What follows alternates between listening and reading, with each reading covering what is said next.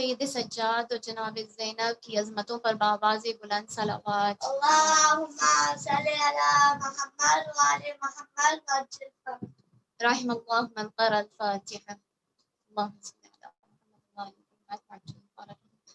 بسم اللہ الرحمن الرحیم. الحمد للہ رب العالمین الرحمن الرحیم مالک یوم الدین. ایاک نعبد وإیاک نستعین اهدنا الصراط المستقیم.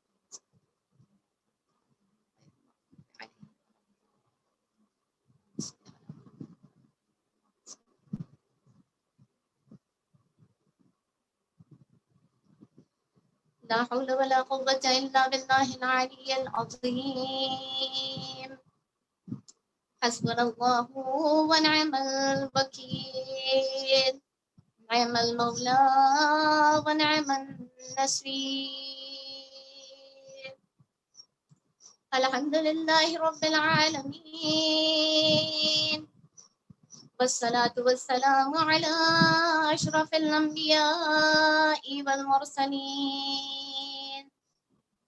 وخاتم النبيين وحبيبنا وحبيب إله العالمين أبي القاسم محمد. اللهم صل على محمد وآل محمد وعلى آله الطيبين الطاهرين المعصومين المظلومين الغرر الميامين لا سيما بقية الله في الأرضين وحجته على الخلائق أجمعين سيدنا ومولانا وصاحب نعمتنا وولي عصرنا مهدي هذه الأمة والطاووس أهل الجنة على حجة ابن الحسن العسكري فداه أرواح العالمين.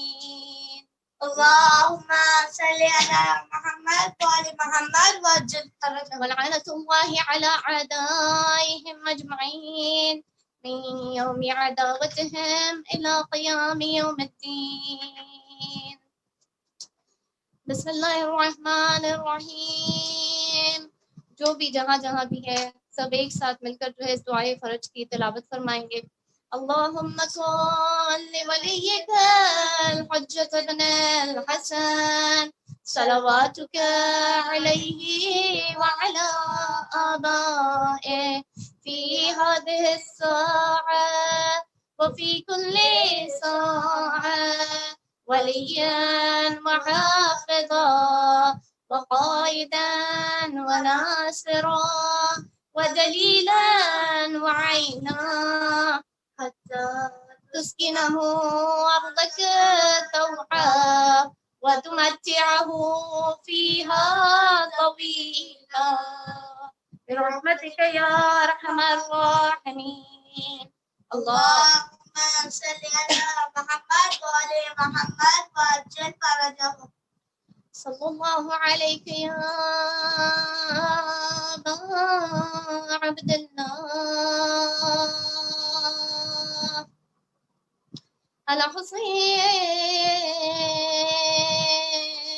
الحسين المظلوم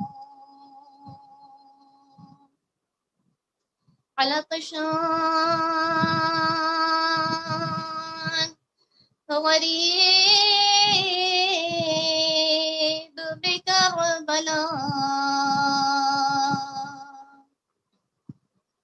صلى الله عليك يا ابن رسول الله يا رحمة الله الواسعة يا باب نجاة الأمة ورحمة الله وبركاته. اللهم صل على محمد وآل محمد وعجل فرجهم. أما بعد فقد قال أبو محمد الإمام الحسن العسكري عليه الصلاة والسلام علامات المؤمن 5 صلاة 51 وزيارة 40 والتختم باليمين وتعفير الجبين بالسجود والجہر بسم اللہ الرحمن الرحیم. صلوات عنایت فرمائے محمد و آل محمد. اللهم صل على محمد وآل محمد. کنیزان امام عصر، کنیزان بی بی زینب، السلام علیکم ورحمۃ اللہ وبرکاتہ. وعلیکم السلام.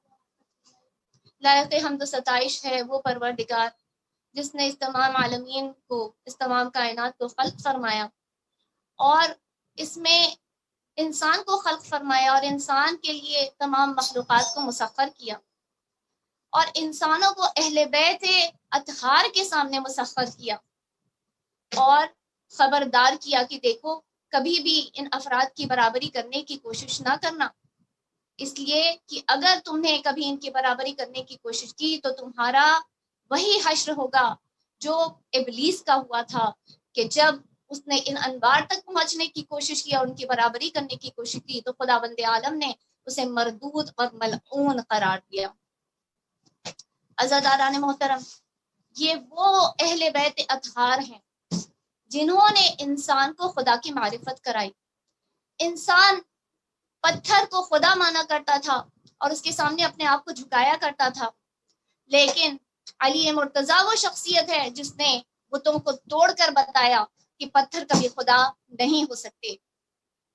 انسان سورج کی پرستش کیا کرتا تھا، لیکن علی مرتضیٰ نے سورج کو واپس پلٹا کر بتایا کہ سورج خدا نہیں ہو سکتا. انسان جانوروں کی، سانپ کی پرستش کیا کرتا تھا، لیکن ولادت ہوتے ہی مولا متقیان نے کلہ اجدر کو چیر کر بتایا کہ سانپ خدا نہیں ہو سکتا. انسان ستارے کی پرستش کیا کرتا تھا، یعصوب الدین نے، امیر المومنین نے ستارے کو چوکھٹ پر اتروا کر بتایا کہ ستارہ خدا نہیں ہو سکتا. اور انسان نے انسان کی پرستش کرنا شروع کر دیا، انسان کو خدا مان لیا.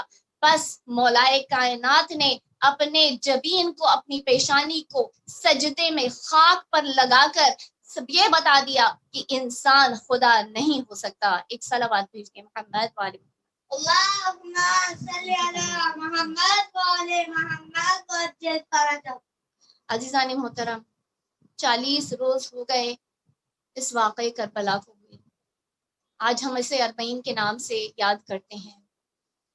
جب 61 ہجری کو عاشور میں یہ واقعہ گزرا تھا تو 40 روز تک آسمان نے خون کا گریہ کیا، زمین تاریک ہو گئی.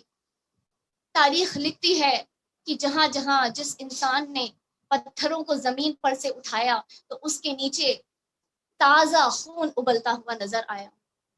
سورج کو گہن لگ گیا، سورج سرخ ہو گیا. فرشتوں نے سوگ منایا، چاہے آسمانوں میں چاہے زمینوں میں جہاں تھے فرشتوں نے سوگ منایا. خواتین اہل بیت نے خضاب کرنا، کنگھی کرنا، آنکھوں میں سرما لگانا بند کر دیا. آج 40 روز مکمل. آخر یہ سانحہ جو تاریخ میں گزرا یہ وجود میں کیسے آیا؟ کون سے ایسے گناہ تھے جنہوں نے اس سانحے کو، اس تباہی کو وجود میں لایا کہ 61 ہجری کو فرزند رسول کو اپنی قربانی دینی پڑی، اپنے گھر والوں کی قربانی دینی پڑی، بیویوں کو اپنی چادروں کی قربانی دینی پڑی کہ اتنا بڑا سانحہ گزر گیا. یہ کوئی ایک روز کی، کوئی ایک ہفتے کی، کوئی ایک مہینے کی، کوئی ایک سال کی بات نہیں تھی کہ بس چٹکی بجائی اور یہ سانحہ ہو گیا اور کربلا میں جو ہے اتنا بڑا واقعہ ہو گیا، اتنی بڑی تباہی اور بربادی ہو گئی. ایک بات میں آپ کو بتانا چاہوں گی، شاید آپ میں سے کچھ لوگوں نے سنی ہو، باقیوں نے نہ سنی ہو، کہ اس عاشور کے روز عمر ابن سعد نے کیسا ایک منصوبہ بنایا. عمر ابن سعد نے منصوبہ یہ بنایا تھا کہ اس نے کچھ عیسائی زر پرستوں کو خریدا تھا، جسے ہم انگلش میں مرسنریز کہتے ہیں، جو کرائے کے سپاہی ہوتے ہیں. یعنی بہت ساری جنگوں میں جو ہے خرید کر سپاہی لائے جاتے ہیں کہ وہ اس جنگ میں اس لشکر کی جانب سے لڑے. عمر ابن سعد نے کچھ عیسائیوں کو خریدا ہوا تھا جو مرسنریز تھے، جو کام ہی کرتے تھے اس وجہ سے کہ ہمیں تم پیسے دو، ہم تمہارے لیے کام کریں گے. تو اس نے یہ منصوبہ بنایا تھا کہ جب امام حسین کا آخر وقت ہوگا تو ہم ان مرسنریز کو، ان کرائے کے ٹٹوؤں کو جو ہے بھیجیں گے تاکہ وہ امام حسین کا قتل کر دیں، تاکہ بعد میں کوئی ہم پر نہ الزام لگا سکے کہ ہم نے سید الشہداء کا قتل کیا. اس نے ان کو خرید رکھا تھا. جب وقت عصر آیا تو اس وقت ایک ایسا مرحلہ آیا جب سید الشہداء تیروں پر زمین پر معلق تھے، کوئی حرکت نہ کرتے تھے. ایک ساعت گزر گئی، کوئی امام کے قریب نہیں آتا تھا، اور جو بھی اس لشکر میں سے، اس عدو لشکر میں سے قریب آتا تھا تو پیچھے ہٹ جاتا تھا، یہ کہہ کر کہ ہم نے تو اس چہرے فرزند رسول میں رسول اللہ کی آنکھیں دیکھی، ہم یہ نہیں کر سکتے. کوئی آ کر کہتا تھا ہم نے ان لبوں کو دیکھا ہے جسے رسول بوسا دیا کرتے تھے، ہم ان کا قتل نہیں کر سکتے تھے. یہ سب پیچھے ہٹ گئے. جب سب پیچھے ہٹ گئے تو عمر ابن سعد نے کہا اب ان مرسنریز کو، ان سپاہیوں کو بلانے کا وقت آ گیا ہے، انہیں لایا جائے. انہیں بلایا گیا، اور جیسے ہی ان کا جو رہبر تھا، ان کا جو لیڈر تھا، وہ قریب پہنچا امام حسین کے قریب پہنچ کر ایک مرتبہ امام حسین کے چہرے پر نظر کی، ان کے چہرے مبارک پر نظر کی. کچھ دیر دیکھتا رہا، اور دیکھنے کے بعد پھر آہستہ آہستہ پیچھے کی طرف ہٹنے لگا، پیچھے کی طرف قدم بڑھانے لگا. جب پیچھے کی طرف آیا تو ایک مرتبہ عمر سعد نے سوال کیا کہ آخر کیا ہوا؟ ہم نے تمہیں ان کے قتل کے لیے بھیجا تھا، تم نے قتل کیوں نہیں کیا؟ وہ کہتا ہے کہ جب میں نے انہیں دیکھا تو مجھے عیسیٰ مسیح نظر آ رہے تھے. عزاداران محترم، یہ کہتا ہے کہ مجھے عیسیٰ مسیح نظر آ رہے تھے، لہٰذا میں یہ کام نہیں کر سکتا. ایک غور طلب بات ہے کہ یہ لوگ کوئی پریسٹ نہیں تھے، کوئی پادری نہیں تھے، یہ سب کرائے کے خریدے ہوئے لوگ تھے، ان کو دین سے کوئی واسطہ نہیں تھا. لیکن پھر بھی جب قریب گیا تو کہتا ہے مجھے امام حسین میں عیسیٰ مسیح نظر آتے، لہٰذا میں یہ نہیں کر سکتا. تب عمر سعد نے کہا لیکن تمہیں اسی شرط پر رکھا گیا تھا، تمہیں ان کا قتل کرنا ہوگا ورنہ تمہیں سزا دی جائے گی. تو وہ کہتا ہے کہ اچھا ایسی بات ہے. تلوار اس نے پہلے ہی نکالی ہوئی تھی، اس لیے کہ وہ گیا ہی تھا سید الشہداء کے پاس انہیں قتل کرنے کے لیے. اس نے ایک مرتبہ تلوار کو فضا میں لہرایا اور اپنے نزدیک، اپنے اطراف میں جتنے عمر ابن سعد کے لشکر والے، جو دشمن ملعون اس کو نرغے میں لیے ہوئے تھے، اپنی تلوار سے ان کے اوپر وار کرنے لگا، امام کا دفاع کرنے لگا. امام کے دفاع میں لوگوں پر وار کرتا گیا، جہاد کرتا گیا، لیکن آخر کار عمر سعد کے ہاتھوں وہ قتل کر دیا گیا. عزاداران محترم، یہ کوئی عیسائی نہیں تھے جنہوں نے امام کا قتل کیا، کوئی ہندو نہیں تھے، کوئی یہودی نہیں تھے، کوئی بدھسٹ نہیں تھے، وہ غیر مسلمان نہیں تھے. یہ وہ لوگ تھے جو اپنے آپ کو مسلمان کہہ رہے تھے، اپنے آپ کو کلمہ گو کہہ رہے تھے. تو آخر ہوا کیا؟ کوئی انسان جو ہے وہ کوئی مجرم تو پیدا نہیں ہوتا، کوئی کرمنل پیدا نہیں ہوتا. یہ اس کا ماحول ہوتا ہے، اس کے گھر والے ہوتے ہیں، اس کا خاندان ہوتا ہے، اس کے جینز ہوتے ہیں، یا اس کے ساتھ جو واقعات پیش آتے ہیں، مصائب پیش آتے ہیں، وہ انہیں جو ہے مجرم بننے پر مجبور کرتے ہیں. کوئی فطری طور پر اتنا سنگ دل، اتنا شدت پسند، اتنا بے رحم نہیں ہو جاتا کہ کربلا میں آ کر ایک ششماہے کی نازک سی گردن کے اندر وحشی جانوروں کو مارنے والا 3 بھال کا تیر اتار دے. کوئی پیدا نہیں ہوتا ایسا. لیکن کیا ہوتا ہے کہ انسان جو ہے ایک کے بعد ایک غلطی انجام دیتا ہے، ایک کے بعد ایک خطا کرتا ہے، ایک کے بعد ایک گناہ کرتا رہتا ہے، حتیٰ کہ اس موڑ پر آ جاتا ہے کہ اب اس کے لیے پیچھے مڑ کر ہدایت کی طرف واپس جانا بہت مشکل ہو جاتا ہے. اب وہ اتنے اصول اور اخلاق سے اتنا دور ہو جاتا ہے کہ ان کا کوئی اس سے واسطہ نہیں رہ جاتا. اس کے دل پر اتنا زنگ لگ جاتا ہے کہ اس زنگ کو نکالنے میں اسے زیادہ مشکل محسوس ہوتی ہے بنسبت اس کے کہ وہ پھر سے اپنی فطرت کی طرف، اپنی فطرت کو جگا لے اور ہدایت کی راہ کو قبول کر لے. ناممکن نہیں ہوتا، اس لیے کہ آخری وقت میں جناب حر نے یہ بتا دیا کہ انسان کتنا ہی گنہگار کیوں نہ ہو، آخر وقت میں بھی اگر وہ پلٹ جاتا ہے، اگر وہ توبہ کر لیتا ہے تو وہ حر علیہ السلام بن جاتا ہے، اس پر اللہ کا سلام آ جاتا ہے. حر نے یہ بتا دیا کہ there is always a chance، ہمیشہ موقع رہتا ہے انسان. ایک گناہ جو انسان کو اتنا قریب کر دیتا ہے وہ ہے حب الدنیا. اس کے بارے میں مجھے زیادہ آپ سے بیان نہیں کرنا اور نہ ہی آج کے روز وقت ہے اتنا کہ بیان کیا جائے. لیکن حب الدنیا جس کے بارے میں خود خداوند عالم فرماتا ہے انما اموالکم واولادکم فتنہ، کہ ہم نے تمہارے مال و دولت کو اور تمہاری اولاد کو تمہارے لیے فتنے کے طور پر تمہیں عطا کیا ہے. یعنی ہم اس کے ذریعے سے ہم تمہیں ٹرائی کرتے ہیں. فتنہ کا مطلب یہاں پر ٹرائل. ہم تمہیں ٹرائی کرتے ہیں کہ کیا تمہیں اپنی دولت پسند ہے، کیا تمہیں اپنی اولاد پسند ہے، یا تم خداوند عالم کی راہ میں انہیں قربان کرنے کے لیے تیار ہو، ان سے اپنے آپ کو جو اٹیچمنٹ ہے اس دنیا سے اسے ختم کرنے کے لیے تیار. دوسری چیز جو انسان کی زندگی میں آتی ہے وہ یہ کہ انسان جو ہے واہیات پرسیوٹس میں لگا رہتا ہے، بیکار کی چیزوں کے پیچھے لگا رہتا ہے. انسان اپنی زندگی بیکار کی چیزوں کے پیچھے گزار دیتا ہے. یہ چیز حاصل کرنا ہے، یہ دنیا کی چیز حاصل کرنا ہے، اور اپنی آخرت کو برباد کرتا رہتا ہے. ایک مثال کے طور پہ جیسے انسان جو ہے، اکثر بچے جو ہوتے ہیں ان کو سمجھ نہیں آتا کہ آخر ہم کون سا کریئر اپنائیں، کس کی طرف ہمیں آگے بڑھنا چاہیے. بہت سارے بچوں کے جو ذہن میں کنفیوژن ہوتا ہے، اور کنفیوژن کے لیے کبھی کبھی وہ پیئر پریشر میں آ کے، کبھی اپنے والدین کے پریشر میں آ کے جو ہے کوئی کریئر اڈاپٹ کر لیتے ہیں. لیکن 1 سال ہوتا ہے، 1.5 سال ہوتا ہے، پھر انہیں احساس ہوتا ہے کہ ہمیں تو اس میں ذرہ برابر بھی انٹرسٹ نہیں ہے، ہم یہ نہیں کر سکتے، ہم نے اپنا وقت ضائع کر دیا. تو یہ تو چلو کریئر کی بات ہے، انسان پھر بھی اپنے آپ کو جو ہے وہاں تبدیل کر لیتا ہے، اور یہاں پر کوئی حرام کی بات نہیں ہوتی. لیکن اسی کالج میں کبھی کبھی جو ہے لوگوں کا غلط دوستوں سے پلہ پڑ جاتا ہے. دوست اسے جو ہے کسی حرام چیز کی طرف بلا رہے ہوتے ہیں. پہلے انسان کیا کرتا ہے؟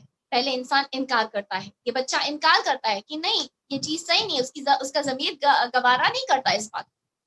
لیکن دھیرے دھیرے جب پریشر بڑھتا ہے تو پھر کیا ہوتا ہے؟ انسان جو ہے پھر کہتا ہے ٹھیک ہے، آئی ول تھنک اباؤٹ اٹ، میں سوچوں گا اس کے بارے میں. اور پھر اس کے بعد وہ وقت آتا ہے جہاں وہ کہتا ہے اوکے ٹھیک ہے میں یہ کرنے کے لیے تیار ہوں. پھر اس کے بعد جو ہے خود ہی کال کر کے بلاتا ہے کہ ٹھیک ہے تم مجھے پک اپ کرنے کے لیے آ جاؤ. اور جب کار میں بیٹھتا ہے، کار میں بیٹھنے کے بعد اس گناہ کے بارے میں باتیں ہوتی ہیں. آدھا راستہ جو ہے وہ سواری میں طے کر لیتا ہے، کار میں طے کر لیتا ہے. اس کے بعد اسے یاد آتا ہے کہ میں تو غلط جگہ پر جا رہا ہوں. لیکن اتنی دیر ہو چکی ہوتی ہے، پھر کہتا ہے کہ اب کیسے پلٹ سکتا ہوں، اب مجھے شرم آتی ہے، اب مجھے حیا محسوس ہوتی ہے، میں کیسے کہوں ان کے ساتھ میں ہو چکا، اب میں ان سے کیسے کہوں کہ نہیں مجھے تمہارے ساتھ نہیں. لیکن عزیزوں اس میں کوئی شیم نہیں ہے، اس میں کوئی شرم نہیں ہے کہ انسان پلٹ آئے. پلٹ آنے میں کوئی شرم نہیں ہے. شرم گناہ کرنے میں انسان کو محسوس ہونی چاہیے. جس وقت بھی انسان پلٹ آئے اللہ اسے قبول کر لیتا ہے. ایسا ہی ایک شخص تھا عنوان بصری، آپ نے کئی مرتبہ سنا ہوگا اس کے بارے میں. یہ شخص امام صادق آل محمد امام جعفر صادق علیہ السلام کے حضور میں آتا ہے. اور اس کے بعد یہ جو عنوان بصری تھے یہ کتنے برس کے تھے؟ 94 ایئرس. حدیث بتاتی ہے 94 ایئرس کوئی عمر ہے. انسان تو خداوند عالم سے ملاقات کے اس وقت انتظار میں ہوتا ہے. 94 ایئرس کے تھے.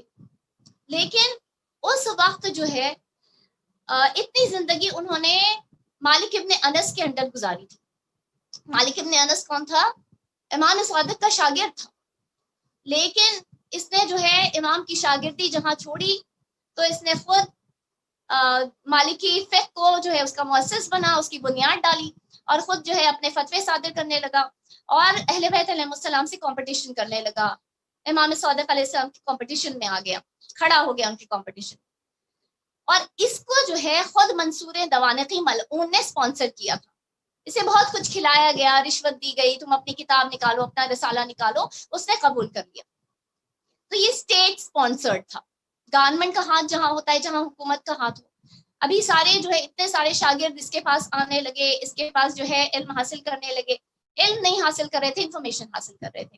اور چونکہ گورنمنٹ کا ہاتھ تھا لہٰذا ان اسٹوڈنٹس کو گورنمنٹ کی طرف سے جابس بھی جو ہے ان کی ضمانت دی گئی تھی. تمہیں جابس بھی مل جائیں گے، تمہیں پوسٹ بھی مل جائیں گے، پوزیشنز بھی مل جائیں گے.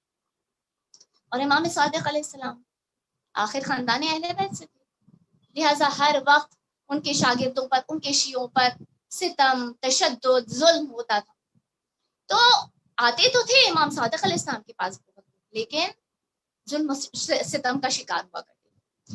تو یہ 94 برس کا شخص عنوان بصری، بہت تعجب کی بات ہے کہ جس کا ایک ایک عضو درد اور تکلیف میں ہوگا، جسے ہر وقت جو ہے کبھی کمر درد، کبھی پیر کی درد، کبھی گھٹنوں کی درد کی شکایت رہتی ہوگی، وہ علم حاصل کرنے نکل رہا ہے۔ یہ بات ہمیں بتاتی ہے کہ علم حاصل کرنے کے لیے عمر کی قید نہیں۔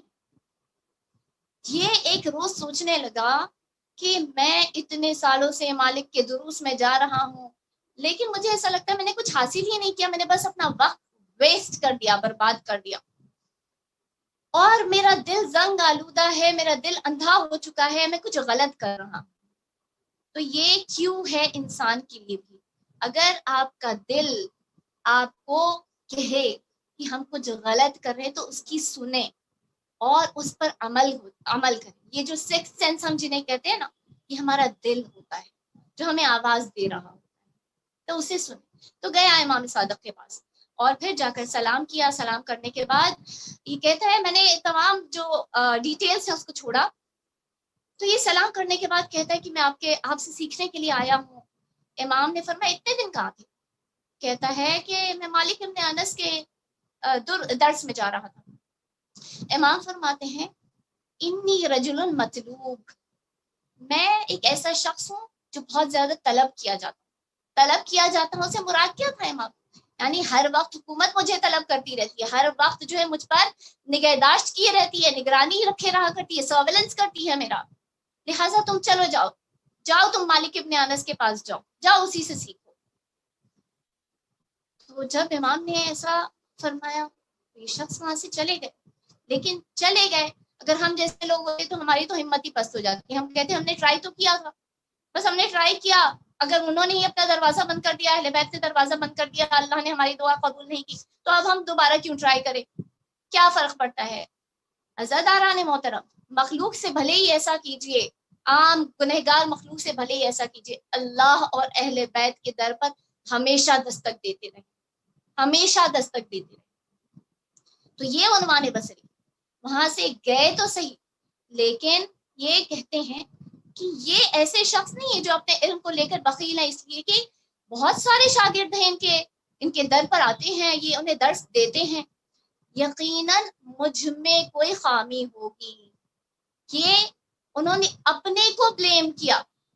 یہ ہمارے لیے درس ہے کہ جب بھی کوئی مشکل آئے، کوئی مصیبت آئے، کچھ غلط ہو رہا ہو، پریشانی ہو، اپنے آپ کو بلیم کرو، اپنے آپ پر الزام ٹھہراؤ۔ یہ فرسٹ سٹیپ ہے ہدایت کی طرف بڑھنے کے لیے، اللہ کی برکتوں کو حاصل کرنے کے لیے۔ بلیم یور سیلف، دوسروں کو نہیں۔ تو انہوں نے اپنے آپ کو بلیم کیا اور اس کے بعد مسجد نبوی گئے، وہاں 2 رکعت نماز پڑھی اور دعا کے لیے ہاتھ بلند کیے، اے پروردگار صادق آل محمد کا دل میری طرف مائل کر دے، ان کے دل میں میرے لیے محبت ڈال دے، مجھے ان کے علم سے مالا مال کر دے تاکہ میں صراط مستقیم تک رہنمائی پا لوں۔ 3 چیزوں کی دعا، ایک امام صادق کا دل میری طرف مائل کر دے، دوسرا وہ مجھے علم عطا فرمائے، تیسرا میں صراط مستقیم کی طرف آ جاؤں۔ یعنی غور و فکر کیا، یہ سیکنڈ سٹیپ ہوتی ہے کہ غور و فکر کیا، اور پھر اس کے بعد اپنے گھر چلے گئے، غم زدہ رہے، اور کہتے ہیں کہ میں کئی روز تک اپنے گھر سے باہر نہیں نکلا، صرف میں واجب نمازوں کو ادا کرنے کے لیے مسجد میں جانے کے لیے نکلا کرتا تھا، پھر اپنے گھر میں آ جایا کرتا تھا، اور ہر وقت جو ہے عبادت میں، غور و فکر میں مایوس ہو گئے، دل اتر گیا ان کا کہ امام صادق نے مجھے ریجیکٹ کر دیا۔ خداوند عالم سے دعا کرتے ہیں کہ وقت کا امام کبھی بھی ہمیں ریجیکٹ نہ کرے، ہمیں قبول کر لے، شیعہ کی طور پر قبول نہ کرے تو محب کے طور پر قبول کر لے۔ خداوند عالم ان کے ظہور میں تعجیل فرمائے اور اس غیبت کے دور میں انہیں صحت و سلامتی عطا فرمائے۔ کہتے ہیں کہ ایک روز مجھ سے نہیں رہا گیا، میں خداوند عالم سے پھر دعا مشغول تھا، اور ایک بار دعا کر کے میں فوراً جو ہے امام صادق کے دروازے پر پہنچا۔ اس وقت امام کا رویہ بدلا ہوا، جیسے ہی امام کو سلام کیا، امام نے سلام کا جواب دیا، امام نے انہیں ویلکم کیا، اور پھر امام نے ان سے سوال کیا تمہاری کنیت کیا ہے؟ تو انہوں نے کہا ابو عبداللہ، وہی کنیت جو امام صادق کی، ابو عبداللہ۔ امام نے ان کے لیے دعا کی اور فرمایا کہ اللہ تعالیٰ تمہیں ویسا ہی بنا دے جیسے تمہاری کنیت اور جیسے تم نے اپنے بیٹے کا نام رکھا ہے، تمہیں اللہ کا بندہ بنا دے۔ امام نے دعا کی، انہوں نے کہا کہ میں آپ سے علم حاصل کرنے کے لیے آیا ہوں۔ امام نے فرمایا کہ علم لرننگ سے حاصل نہیں ہوتا، کتنی کتابیں پڑھ لیجئے، کتنے ٹیچرز کے اندر جو ہے درس حاصل کر لیجئے، کتنے ہی کلاسز لے لیجئے، سب کچھ امپورٹنٹ ہے لیکن انف نہیں ہے۔ امام فرماتے ہیں علم ایک نور ہے جو خدا اس کے قلب میں ڈائریکٹلی اتارتا ہے جس کی وہ ہدایت کرنا چاہتا ہے۔ یعنی کہ انسان جب عمل کرتا ہے علم پر تو واقعی وہ انفارمیشن علم میں تبدیل ہوتی ہے۔ بہت ساری چیزیں، بہت سارے لوگوں کو بہت ساری باتیں یاد ہوتی ہیں، بہت ساری باتیں سیکھتے ہیں، آپ دیکھیں کہ بہت سارے فن کو حاصل کرتے ہیں، بہت سارے سکلز کو حاصل کرتے ہیں، اپنی زندگی صرف کر دیتے ہیں، یہ لینا ہے، وہ لینا ہے، یہ حاصل کرنا ہے، وہ حاصل کرنا ہے، یہ پڑھنا ہے، وہ سیکھنا ہے، لیکن سب کچھ علم میں شمار نہیں ہوتا، یہ صرف انفارمیشن بن کر رہ جاتا۔ فرسٹ چیز امام نے کہا کہ اگر تم علم حاصل کرنا چاہتے ہو تو سب سے پہلے اپنی نفس میں عبودیت کی حقیقت کو لے کر آؤ، حقیقت العبودیہ، یعنی کہ خدا کے بندے بن جاؤ۔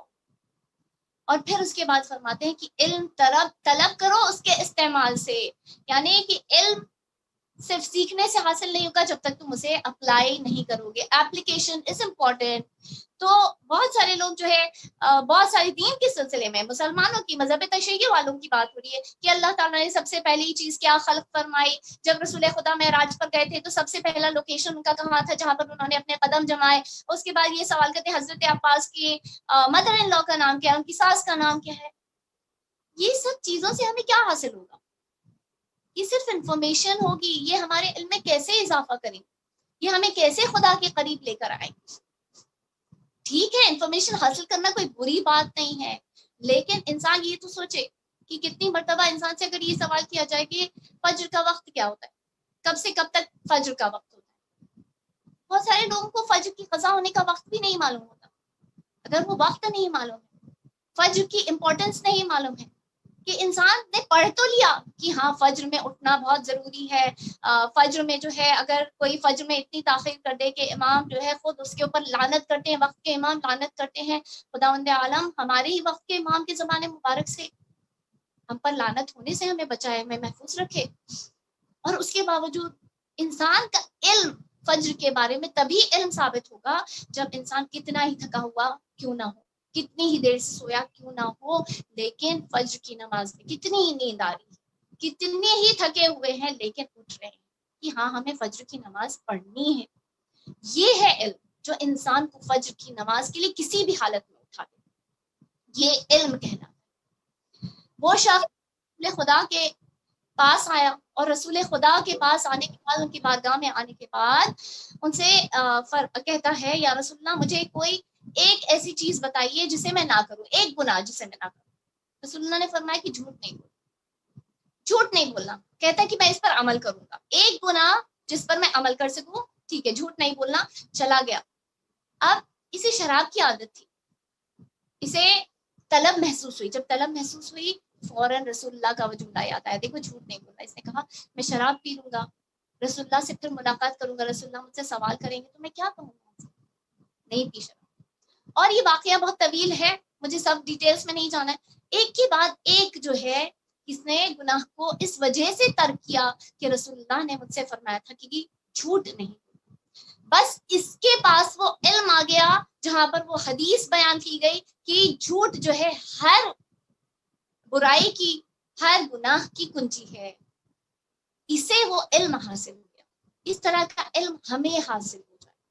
اس نے اپلائی کیا، اس بات کو عمل میں لایا، اس نے اس کے وزڈم کو انڈرسٹینڈ کیا کہ کیسا یہ وشیس سائیکل ہے کہ ایک اس میں برائی میں مبتلا ہوگی، یہ تمہیں دوسری برائی کی جانب لے جائے گی، اس طرح سے تمہیں دور کرتی جائے گی خداوند عالم سے، اہل بیت سے۔ اور تیسری چیز جو امام نے فرمائی استفہم اللہ یفہمہ، یعنی کہ تم خداوند عالم سے سوال کرو کہ تمہیں جو ہے فہم عطا کرے، پھر اللہ تمہیں فہم عطا فرمائے۔ یعنی ہر وقت انسان کو دعا کرتے رہنا ہے، کبھی مطمئن نہیں ہو جانا ہے کہ ہم تو ہدایت کی راہ پر ہیں، ہم تو شیعہ اثنا عشری ہیں، ہم تو ہدایت پر گامزن ہیں, ہم تو صراط مستقیم پر ہیں. نہیں عزیزوں, اماموں نے بارہا ہم سے کہا کبھی بھی دعا کرنا نہ چھوڑو, اپنے اوپر بھروسہ نہ کرو, ہر وقت ہدایت کے لیے دعا کرو. اور صرف دعا نہیں کرو, صرف نمازیں نہیں پڑھو, لیکن زیارت کے لیے جاؤ, سید الشہداء کی زیارت کے لیے جاؤ. کامل زیارات اٹھ کر پڑھ لیجیے. جب انسان پڑھے گا نا اس کے اندر روایتیں, تو اسے شوق پیدا ہوگا. بہت سارے لوگ ہوتے ہیں زندگی بھر جو ہے صرف اپنا بزنس, ہم جیسے لوگ اپنی مجلسیں یہ سب لے کر بیٹھ جاتے ہیں اور زیارتوں کو ترک کر دیتے ہیں. لیکن ان روایتوں کو پڑھیں تو شوق پیدا ہوگا دل کے اندر. اللہ تعالیٰ امام حسین کی زیارت کی محبت دل میں ڈالے گی. جب اللہ کسی کو پسند کرتا ہے تو امام حسین کی زیارت کا شوق اس کے دل میں ڈالتا ہے. تو ہم ان چکروں میں پڑے رہتے ہیں. آج ہم زیارت اربعین کے عنوان سے یہاں سب موجود, یہاں پر اتنے ہی افراد ہیں جو زیارت کے لیے پہنچ چکے ہیں, آج کربلا میں موجود ہیں, اور ہم محروم رہ گئے. آج جو 1,500 کی لمٹ دی گئی, 1,500 افراد میں بہت منتخب افراد جنہیں یہ شرف حاصل ہوا کہ وہ کربلا میں امام کی ظاہر بن سکے, اور ہم محروم رہ گئے. ہم خداوند عالم سے دعا کریں گے پروردگار اس کووڈ کی وبا کو ہمارے درمیان سے دفع کر کے ہم سب کو دوبارہ سے جلد از جلد سید الشہداء کی زیارت پر جانا نصیب فرما, ان کے شرف حاصل فرما. عزاداران محترم, زیارت اربعین کے عنوان سے امام حسن عسکری علیہ السلام نے فرمایا تھا کہ 5 علامتیں ہوتی ہیں مومن کی, کہ 51 رکعت نماز ادا کرتا ہے. ایک مومن کی علامت 51 رکعت نماز. ہم زندگی میں کوشش کریں کم از کم ایک روز زیارتوں پر ہی گئے ہوں, حج پر گئے ہوں, عمرہ پر گئے ہوں, ایک روز جو ہے ہم 51 رکعت نماز 51 رکعت نماز ادا کر لیں تاکہ ہم میں وہ صفت آ جائے. اور اس کے علاوہ زیارت اربعین کے لیے جاتا ہے. اربعین کو آج کے روز امام کی زیارت کے لیے جاتا ہے, داہنے ہاتھ میں انگوٹھی پہنتا ہے, اپنے پیشانی کو سجدے میں خاک پر رکھتا ہے اور بلند آواز سے بسم اللہ الرحمن الرحیم پڑھتا ہے. یہ 5 علامتیں زیارت اربعین کے عنوان سے. آج ہم دیکھیں کہ صادق آل محمد فرماتے ہیں کہ جس نے سید الشہداء کی زیارت کو ترک کر دیا فقط ترک حق من حقوق رسول اللہ. کیا فرماتے ہیں کہ جس نے زیارت سید الشہداء کو ترک کیا اس نے رسول اللہ کے حقوق میں سے ایک حق کو ترک کر دیا, ابینڈن کر دیا. اور ہم رسول اللہ کی شفاعت چاہتے ہیں. انسان جاتا بھی ہے تو خالی ہاتھ جاتا ہے, اپنی کمر جو ہے گناہوں کے بوجھ سے لدی ہوئی لے کر جاتا ہے, اپنی کمر خم کر کے اپنے گناہوں سے لے کر جاتا ہے. لیکن جب پہنچتا ہے عزاداران محترم در حسین پر تو کون کھڑا ہوتا ہے وہاں پر, کون اس کا استقبال کرنے کے لیے کھڑا ہوتا ہے؟ حسین کی غریب ماں, حسین کی دکھیاری ماں اپنے شکستہ پہلو کو لے کر, اپنی ٹوٹی ہوئی پسلیوں کو لے کر ایک ظاہر حسین کا استقبال کرنے کے لیے اس در پر کھڑی ہوتی ہے اور ہم سب کے لیے مغفرت طلب کرتی ہے, ظاہر حسین کے لیے مغفرت طلب کر رہی ہوتی ہے. سلام ہو آپ پر یا فاطمۃ الزہرا, سلام ہو آپ پر یا ابا عبداللہ. ابا عبداللہ کی قبر کی جانب حدیث بتاتی ہے کہ انسان جو ایک ایک قدم بڑھاتا ہے تو اللہ تعالیٰ ایک ایک قدم کے بدلے میں اس کے 1000 گناہ کو مٹا دیتا ہے, 1000 نیکیاں اس کے نام اعمال میں لکھ دیتا ہے اور 1000 درجے بلند کر دیتا ہے. جہاں ایک بہن اپنے بھائی کو دیکھتی رہی کہ 30,000 کا لشکر کیسے ایک پیاسے, ایک غریب کے خون کا پیاسا تھا, کیسے 30,000 کا لشکر ایک زخمی کے خون کا پیاسا اس کے قتل پر آمادہ تھا, جہاں جناب زینب ملعون شمر کو دیکھتی رہی کہ یہ نجس اولاد, نجس خاندان کی نجس اولاد میرے بھائی کے سینے پر چڑھ کر بیٹھی ہوئی ہے, اور امام اسلام کے ریشے مبارک کو قبض کیے ہوئے کند خنجر چلا رہا ہے. بی بی 70 قدم کے فاصلے پر کھڑی تھی اور پکار رہی تھی, اے عمر سعد, اے تمہارے لشکر والو, اما فیکم مسلم, تم میں کوئی مسلمان نہ رہا, تم یہاں فرزند رسول پڑا ہوا ہے, تم اسے قتل کر دو گے.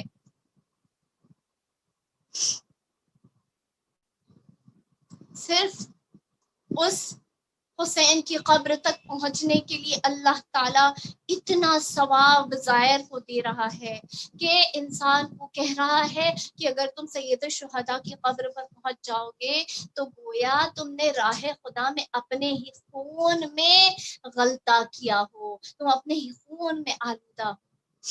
عزاداران محترم, کس کربلا میں آج ہم پہنچتے ہیں جہاں نہ پیاس ہے, جہاں نہ بھوک ہے, نہ مصیبت ہے, نہ پریشانی ہے, اور وہ عصر عاشور تھی جہاں پر 3 روز کا پیاسا حسین, 3 روز کے پیاسے شبیر کے خون کے لیے یہ تمام اپنے آپ کو مسلمان کہنے والے ان کے قد پر آمادہ ہو گئے. السلام علیکم یا ابا عبداللہ, سلام ہو آپ پر اے حسین شہید, سلام ہو آپ پر یا زینب کبریٰ, سلام ہو آپ پر یا فاطمہ الزہراء, سلام ہو آپ پر یا رسول اللہ. ظاہر تو اپنے اپنے وطن پلٹ آئیں گے, لیکن ہائے سید سجاد, ہائے حرم رسول جنہیں اسیر کر دیا گیا اور زندان میں قید کر دیا گیا. ہاں عزاداران محترم, ایسے خرابے میں قید کیا گیا تھا جہاں نہ دن کی دھوپ سے کوئی سایہ تھا, نہ رات کی اوس سے کوئی حفاظت تھی. عزاداران محترم, اس وقت ہم امام زمان کو پرسا دیتے ہیں, امام زمان سے زیادہ کسی کا دل مجروح نہیں ہے. آج وہ منظر ان کے سامنے تازہ ہے جہاں بی بی اور سید سجاد کربلا میں وارد ہوئے. عزاداران محترم, علامہ مجلسی لکھتے ہیں کہ ایک عیسائی شخص تھا جو شام آیا ہوا تھا اور اپنی بیوی اور بیٹی کے ساتھ آیا ہوا تھا. شام میں آ کر اس کی زاد راہ ختم ہو گئی. اس نے سوچا کہ مجھے واپس اپنے وطن جانا ہے تو میں کیا کروں. اس نے سوچا کہ میں بادشاہ کو اگر تحفہ کچھ پیش کروں گا تو شاید وہ مجھے کچھ انعام سے نوازے. کہتا ہے کہ میں نے ایک ہرنی کا شکار کیا اور اسے باندھ کر گھسیٹتا ہوا لے کر آیا. وہ کہتا ہے کہ اچانک ہرنی ایک جگہ آ کر رک گئی. میں جتنی کوشش کرتا تھا یہ ہرنی آگے بڑھنے کو تیار نہ ہوتی تھی. میں نے دیکھا کچھ خرابہ نظر آ رہا ہے. میں نے اس کی رسی کو جب ڈھیلا کیا تو فوراً اس ہرنی نے بڑی فصیح اور بلیغ عربی میں کہا, السلام علیکم یا ابن رسول اللہ. یہ کہتا ہے کیسی تعجب خیز بات ہے, آج جانور بول رہے ہیں, جانور فصیح و بلیغ عربی میں بول رہے ہیں. کہتا ہے کہ میں اس خرابے کے پاس گیا, میں نے کیا دیکھا کہ ایک بوڑھا سا شخص نظر آ رہا ہے, سر پر ایک جلا ہوا امامہ ہے اور کچھ مستورات بیٹھی ہوئی ہیں, کچھ بچے بیٹھے ہوئے. عزاداران محترم, جب مدینے سے یہ قافلہ چلا تھا تو تاریخ بتاتی ہے کہ 46 بچے ساتھ میں تھے, لیکن اس زندان میں 10 بچے بھی بچ نہ پائے تھے. کتنے بچے شہید ہو گئے, کتنے بچے کربلا میں شہید ہوئے, کتنے بچے شام کے پتھریلے راستوں پر اونٹ کی بلندی سے گر گر کر شہید ہوئے. ہاں زاداران محترم, جیسے ہی یہ زندان کے قریب پہنچا یہ کہتا ہے کہ آپ کون ہیں اور یہ ہرنی آپ سے کیسے کلام کر رہی ہے. امام فرماتے ہیں کہ ہرنی مجھ سے کہہ رہی ہے کہ پہاڑ کے پیچھے میرے 2 چھوٹے چھوٹے بچے ہیں, اس شخص سے کہیے کہ میں اپنے بچوں کو دودھ پلا کر لے آؤں, بس میں انہیں دودھ پلا کر واپس آ جاؤں گی. امام فرماتے میں تمہیں ضمانت دیتا ہوں یہ ہرنی واپس ضرور آئے گی. یہ شخص کہتا ہے آخر آپ ہیں کون, آخر آپ ہیں کون کہ آپ ایک جانور کی ضمانت لیتے ہیں.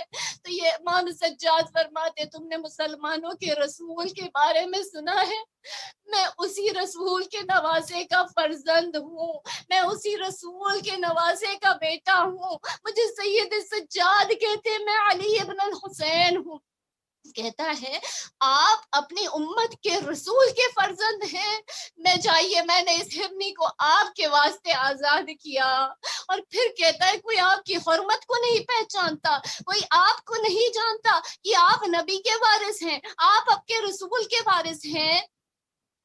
ایک مرتبہ جب زندان سے چلا تو پھر علامہ مجلسی لکھتے ہیں بہار الانوار میں کہ اس نے جا کر شام والوں کے گھروں پہ دستک دینا شروع کیا.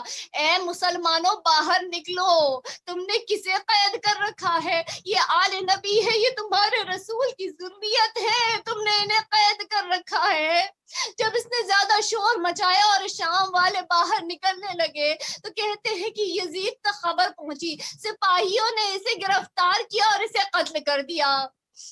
جب اسے قتل کر دیا اور اس کی بیوی کو خبر ہوئی، ایک مرتبہ بیوی سید سجاد کے پاس آتی ہے اور کہنے لگتی ہے کہ آپ نے ہمارا ایک سہارا تھا اسے بھی چھین لیا، ایک ہی سہارا ہمارا تھا آپ اسے یہاں پر پردیس میں چھین لیا.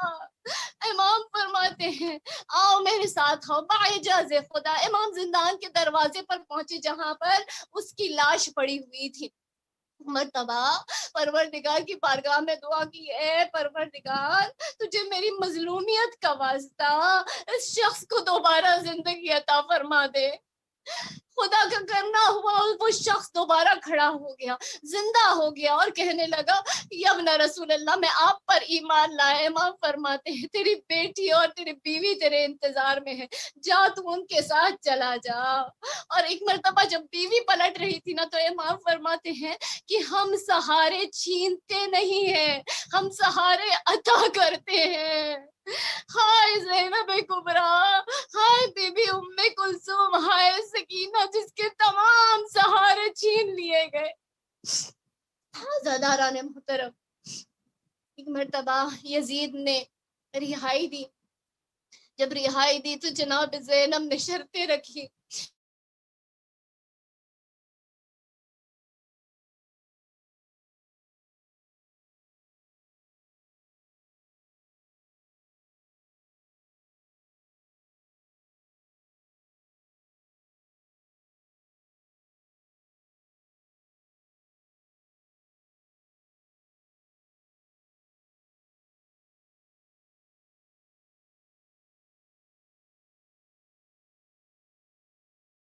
جو ہے واہ ویلا کی صداؤں سے بلند ہو جاتا. کوئی بی بی کہتی واہ قاسمہ، اور وہاں پر جو ہے تمام ہر بی بی جو ہے شور گریہ بلند کرتی. اس مکان میں جو ہے واہ ویلا کی صدائیں، واہ حسینہ کی صدائیں بلند ہو گئی. کچھ دیر میں تبرکات آنے لگے. سب سے پہلے ایک چادر تطہیر آئی. جناب زینب آگے بڑھی، لاؤ یہ میری اماں کی چادر ہے مجھے دے دو. اس کے بعد تو چھوٹی چھوٹی بالیاں آئی. ہر ایک بی بی نے جناب رباب کی طرف دیکھا، ارے جس کی بالیاں تھی وہ تو اب زندہ نہ رہی. ایک مرتبہ ان بالیوں کے بعد میں ایک جلا ہوا جھولا آیا. دوبارہ بیویوں نے جناب رباب کو دیکھا. یہ کوکھ جلی ماں، نہ اصغر رہا نہ سکینہ رہی، نہ کوئی وارث رہا، جانے کیسے اپنی زندگی اب طے کرے گی. اس کے بعد ایک انگوٹھی آئی. جناب سید سجاد آگے بڑھے، لاؤ میری بابا کی انگوٹھی مجھے دے دو. ہاں زاداران محترم، یہ وہ انگوٹھی تھی جو امام نے اپنی انگشت مبارک میں پہن رکھی تھی. لیکن ایک ملعون جب تمام سامان کو چھیننے کے لیے، لوٹ مار کرنے کے لیے آئے تھے، یہ جب انگوٹھی نہیں نکلتی تھی تو ایک مرتبہ اس نے اپنا خنجر لیا اور امام کی انگشت مبارک کو کاٹ دیا. جزاکم اللہ خیر الجزا. جب تمام تبرکات آ چکے، ایک مرتبہ سرہائے سید الشہداء آنا شروع ہوئے. جب شہداء کے سر آنا شروع ہوئے، سب سے پہلے مرتبہ ایک چھوٹا سا سر آیا، بڑا ننھا سا سر تھا. جناب رباب آگے بڑھی، مرتبہ سر کو لیا، دامن میں رکھا، کہتی ہیں یا بنیا مثلک تنہر، اے میرے لال کیا تجھ جیسے چھوٹے چھوٹے بچے بھی نہر کیے جاتے ہیں؟ اس کے بعد جناب قاسم کا سر آیا، بی بی ام فروا آگے بڑھی، ایک مرتبہ چہرے کو دیکھا اور فرماتی ہے اے میرے لال قاسم، جب تم گئے تھے تو تمہارے چہروں پر اونٹوں کے سمے کے نشان نہ تھے، میرے لال یہ چہرہ کیسے پامال ہو گیا؟ پھر علی اکبر کا خوبصورت سا سر آیا، بی بی آگے بڑھی، علی اکبر کا سر لیا، مرتبہ دو چھوٹے چھوٹے سر رہ گئے، دو چھوٹے چھوٹے سر رہ گئے، کوئی آگے نہ بڑھتا تھا، ہر بی بی جناب زینب کی جانب دیکھ رہی تھی، جب کوئی آگے نہ بڑھا تو سپاہی کہنے لگا کیا اس کی کوئی وارثہ نہیں ہے؟ ان سروں کی وارثہ کون ہے؟ جب کوئی جواب نہ دیتا تھا، آخر کار اس سپاہی نے کہا اچھا مجھے اتنا بتا دو، کیا ان سروں کی وارثہ خیموں میں جل کر مر گئی؟ جناب فضہ آگے بڑھی، کہا کہ اے سپاہی ایسا نہ کہ یہ میری آقا زادی کے بچوں کے سر ہے، لا مجھے دے دے۔ جیسے جناب فضہ نے جناب زینب کو دینا چاہا، بی بی اپنے بچوں سے ودا کر لے، جناب زینب کہتی ہے میں علی کی بیٹی ہوں، میں خاندان اہل بیت سے ہوں، جب ہم کوئی صدقہ کر دیتے ہیں تو ہم واپس نہیں لیتے فضہ۔ آزاداران محترم، اب یہ قافلہ تیار ہوا، جب قافلہ تیار ہوا سید سجاد نے پھوپھی سے کہا تمام بیبیوں کو تیار کرے، ہم اب روانہ ہوں گے، ہم وطن کی جانب جائیں گے۔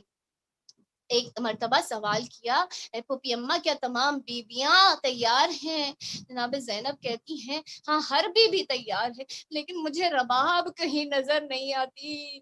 سید سجاد فرماتے ہیں آپ فکر نہ کریں، ہم جناب رباب کو لیتے ہوئے جائیں گے۔ جیسے ہی قافلہ چلا تو زندان کے قریب آیا، جناب زینب فرماتی ہے اے سید سجاد یہ راستہ تو زندان کی طرف جاتا ہے۔ سید سجاد فرماتے ہیں ہاں پھوپھی اماں وہ دیکھیے کیا دیکھتے ہیں کہ جناب زینب سکینہ کے قبر سے ایسی لپٹی ہوئی ہے جیسے ایک ماں اپنے بچے کو گلے لگا کر چوما کرتی ہے۔ سکینہ میں کیسے وطن واپس جاؤں؟ تمہیں بڑی حسرت تھی سکینہ اپنے وطن واپس جانے کی؟ سکینہ آج ہمیں رہائی مل گئی، ہم واپس مدینے جا رہے ہیں، سکینہ چلو ساتھ۔ سکینہ سید سجاد آئے، فرمایا پھوپھی اے بی بی رباب، اے اماں رباب چلیے، چلنے کا وقت آ گیا، امام کا حکم تھا۔ رباب کھڑی ہوئی، تیار ہوئی، سواری پر بیٹھی، مرتبہ جناب زینب سے زندان کا رخ کیا، کہا بیبیوں گواہ رہنا میں یہاں سے جا تو ضرور رہی ہوں، لیکن ایک روز سکینہ وعدہ کرتی ہوں پلٹ کر ضرور شام آؤں گی۔ بی آگے بڑھی، ایک مرحلے پر جا کر سید سجاد نے کہا پھوپھی اماں یہ راستہ ایک راستہ کربلا کو جاتا ہے، ایک راستہ مدینہ کو جاتا ہے۔ بی بی کہنے لگی سید سجاد ہم کربلا جانا چاہتے ہیں، جب سے ہمارے وارث شہید ہوئے تب سے ہم ان پر رو نہ پائے، ہم ان کی لاشوں کو کربلا میں چھوڑ کر آئے تھے، ہم ان کی قبروں کی زیارت کرنا چاہتے ہیں۔ قافلہ کربلا کی جانب بڑھنے لگا، میں نے تمام مصائب کو چھوڑا۔ ایک مرتبہ جب قافلہ بڑھتا جاتا تھا، جابر بن عبداللہ انصاری پہلے سے کربلا میں وارد ہو چکے تھے، جابر نابینا ہو چکے تھے، اپنے غلام عطیہ کے ساتھ آئے ہوئے تھے۔ مرتبہ جیسے ہی جابر وہاں آئے تو انہیں قبروں کا پتہ نہ چل پا رہا تھا، تو کسی قبر پہ کوئی نشان نہ تھا۔ اچانک جابر کو کچھ آہٹیں محسوس ہوئی، جابر کہتے ہیں عطیہ یہ کون آ رہا ہے، ذرا مجھے بتاؤ تو، کہیں یہ میرا مولا، کہیں یہ میرا امام سید سجاد تو نہیں؟ عطیہ کہتے ہیں ذرا اپنے مولا کے کچھ علامتیں تو بیان کیجئے۔ جابر کہتے ہیں عطیہ میرے مولا سید سجاد 23 سال کے جوان ہیں، بڑے قداور ہیں، بڑے مضبوط شانے اور بازو ہیں، مضبوط سی کمر ہے۔ عطیہ آگے بڑھ کے دیکھتے ہیں، پیچھے مڑ کے کہتے ہیں یہ آپ کا مولا نہیں، یہ آپ کا امام نہیں ہے۔ جناب سید سجاد نے دور سے جابر کو دیکھا۔ جب کوئی کسی کے گھر انتقال ہوتا ہے نا تو ہر ایک کہ یہ چاہت رہتی ہے کہ کوئی اپنا عزیز ہو، کوئی قریبی ہو، کوئی اسے گلے سے لگا دے. جب ایسے امام شہید ہوئے تھے نا جناب سید سجاد کو کسی نے پرسا نہیں دیا تھا، کسی نے گلے نہیں لگایا تھا. جناب سید سجاد نے جب جابر کو دیکھا نا تو فوراً خود آگے بڑھے، تیزی سے آگے بڑھے، خود ہی جابر کو گلے لگایا اور رونا شروع کیا، گریہ کرنا شروع کیا. اس کے بعد فرماتے ہیں کہ ہاں ہونا قتل رجالنا جابر، جابر یہاں پر ہمارے تمام مردوں کو شہید کر دیا گیا. جابر میرے بابا کو میری آنکھوں کے سامنے ان کا گلا کاٹ دیا گیا. جابر میرے بابا کی لاش کو پامال کیا گیا. جابر ہمارے بیویوں کی پشتوں پر تازیانے مارے گئے. ارے میری سکینہ کے رخسار پر تماچے مارے گئے. ہماری بیویوں کی چادریں چھین لی گئی. جابر ہماری بیویوں کو بازاروں اور درباروں میں پھرایا گیا. جابر ہمیں باغی باغی کہہ کر پکارا گیا. اجرکم علی اللہ. مرتبہ بیبیاں جب زمین کربلا پر وارد ہوئی، قبروں کو دیکھا، بیان کرنا شروع کیا. سید سجاد نے ایک قبر کا نشان بتایا. یہاں پر حضرت علی اکبر، میرے بھیا علی اکبر کی قبر ہے. یہاں جناب قاسم کو دفنایا، یہاں میرے بابا کو دفنایا. ہر بی بی نے جب دیکھا نا کہ امام حسین کی قبر ہے تو ساری بیبیاں امام حسین کی قبر پر گر گئی، لپٹ کر بیان کرنے لگی. امام نے جابر سے کہا جابر یہاں سے دور چلے جاؤ. جابر میری پھوپھیاں اور بہنیں بیان کریں گی. جابر ان کی آوازیں تمہارے کانوں میں نہ پڑے. جابر مرتبہ جب بیبیاں روتی رہی تو امام سجاد نے سمجھا کہ اگر اب بی بی کوئی اس طرح سے روتی رہی نا تو اس کی روح پرواز کر جائے گی. سید سجاد بیبیوں کے قریب آئے، کہا بیبیوں اب بس کریں، اب واپس چلیں. مرتبہ جناب زینب نے سوال کیا، اے سید سجاد میرے بھیا عباس کی قبر کہاں ہے؟ امام فرماتے ہیں اے پھوپھی اماں وہ جو نہر فرات کے کنارے جو قبر ہے وہی میرے چچا عباس کی قبر ہے. جناب زینب نے کہا بیبیاں آگے بڑھنا چاہتی تھی. جناب زینب نے ایک مرتبہ روک لیا، کہنے لگی اے بیبیوں میرے بھیا کو سب کچھ بتا دینا کہ تمہاری چادریں لوٹ لی گئی، بتا دینا کہ پشت پر تازیانے مارے گئے، بتا دینا کہ زندان میں تمہیں خرابے میں رکھا گیا، بتا دینا، ہر چیز بتا دینا. لیکن بیبیوں میرے عباس کو یہ نہ بتانا کہ سکینہ واپس نہ آ سکی. سکینہ اپنے زخموں سے قید خانہ شام میں ہمیشہ کے لیے اسیر ہو گئی. عزاداران محترم بس آخری جملہ، ابھی آپ کے سامنے تابوت برآمد ہوگا. جب سید سجاد اپنے بابا کو دفنانے پہنچے تھے، قبر منانے پہنچے تھے، مرتبہ قبر کھودی، اندر سے ایک جگہ سے رسول اللہ آ گئے، ایک جگہ علی مرتضیٰ کھڑے ہو گئے، ایک مقام پر حسن مجتبیٰ کھڑے ہو گئے. جب سید سجاد اپنے بابا کے لاشے کو لیے ہوئے قبر میں وارد ہو رہے تھے، ایک کونے پر ایک دکھیاری ماں کھڑی تھی. ایک بی بی کھڑے ہو کے سید سجاد سے کہتی ہے اے سجاد آہستہ، اے سجاد آرام سے، میرا حسین بڑا زخمی ہے. لعنت اللہ علی القوم الظالمین. سيعلم الذين ظلموا أي منقلب ينقلبون.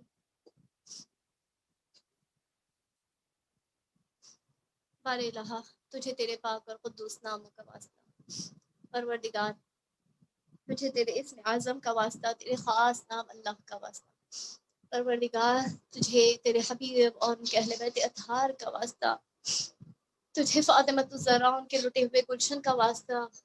اپنی آخری حجت کی ظہور میں تعجیل فرما، انہیں ہم سے خوشنود و راضی فرما. پروردگار اس غیبت کے دور میں انہیں صحت اور سلامتی عطا فرما. ہم سب کو اس غیبت کے دور میں ایمان پہ ثابت قدم رہنے کی توفیق عطا فرما. مانیان مجلس اور حاضرین مجلس کے تمام دلی مرادوں کو پروردگار امام حسین کے صدقے میں پورا فرما. بار الہ ہم سب سے جو بھی گناہ سرزد ہوئے ہیں، جو بھی خطائیں انجام دی ہیں پروردگار، جو غلط ہم نے اگر کہا ہے پروردگار، محبت اہل بیت علیہ السلام کے طفیل میں ہماری مغفرت فرما. ہم سب کی جتنے خامیاں ہیں پروردگار ان سب کو معاف فرما. ہمارے ناقص اور معیوب اعمال، قلیل اعمال کو، ان تمام مجالس عزا کو اپنی بارگاہ میں شرف قبولیت عنایت فرما. پروردگار ہم سب پر اپنے رحمت کے سائے کو ہمیشہ بنائے رکھنا. ہم سب کو حج و زیارتوں پر جانے کی دوبارہ توفیق عنایت فرما. وقت کے امام کے چہرے پر نور کی زیارت نصیب فرما. ان کے ظہور کا زمانہ دیکھنا نصیب فرما. اور ہم سب کو ان کی کنیزوں میں، ان کے محبوں میں، حتیٰ کہ ان کے شیعوں میں جگہ عطا فرما. اس دنیا و آخرت میں نمایاں کامیابی اور کامرانی عطا فرما. تمام زائرین کی حفاظت فرما. تمام مقامات مقدسہ کی حفاظت فرما. پروردگار ماہ کے ظہور میں تعجیل فرما. ربنا تقبل منا انك انت السميع العليم. سورہ فاتحہ. اللهم صل على محمد وآل محمد وعجل فرجهم. بسم الله الرحمن الرحيم. الحمد لله رب العالمين الرحمن الرحيم مالك يوم الدين إياك نعبد وإياك نستعين اهدنا الصراط المستقيم صراط الذين أنعمت عليهم غير المغضوب عليهم ولا الضالين. بسم الله الرحمن الرحيم. قل هو الله أحد الله الصمد لم يلد ولم يولد ولم يكن له كفوا أحد. بسم الله الرحمن الرحيم. قل هو الله أحد الله الصمد لم يلد ولم يولد ولم يكن له كفوا أحد. بسم الله الرحمن الرحيم. قل هو الله أحد الله الصمد لم يلد ولم يولد ولم يكن له كفوا أحد. إن الله وملائكته يصلون على النبي يا أيها الذين آمنوا صلوا عليه وسلموا تسليما. اللهم صل على محمد وآل محمد وعجل فرجهم. بار الہ ان سوروں کو بار امام جو ہر دم معصومین علیہ السلام، تمام شہداء اسلام خصوصاً سید الشہداء کو، تمام شہداء کربلا، اسیران کربلا، یتیمان کربلا کو نظر فرماتے ہوئے امام خدمت میں پیش کرتے ہوئے مرحومہ کیسر بائی اور مرحوم غلام حیدر وزیر علی پنجوانی اور کل مرحومین مومنین اور مومنات کی ارواح کو ایصال فرمایا. بار الہ سے جو بھی گناہ سرزد ہو گئے ہیں محبت اہل بیت علیہ السلام کے طفیل میں ان کے گناہوں کی مغفرت فرما. ان کے اعمال صالحہ کو آخری حجت کی محبت میں قبول فرما. ان کی قبروں پر اپنی رحمت کی بارش نازل فرما. ان کی قبروں کو کشادہ، وسیع اور منور فرما. تمام برزخ کے مرحلوں کو ان کے لیے سہل و آسان فرما. جلد از جلد ان کی ارواح کو وادی السلام منتقل کر کے انہیں سعادت نصیب فرما. روز حساب ان کے اور ہمارے اعمال نامے ہمارے دائیں ہاتھ میں عطا فرما. اور ہم سب کو اپنی جوار رحمت میں، جوار معصومین علیہ السلام اعلیٰ علیین میں قرار فرما. ربنا تقبل منا انك انت السميع العليم. اللهم صل على محمد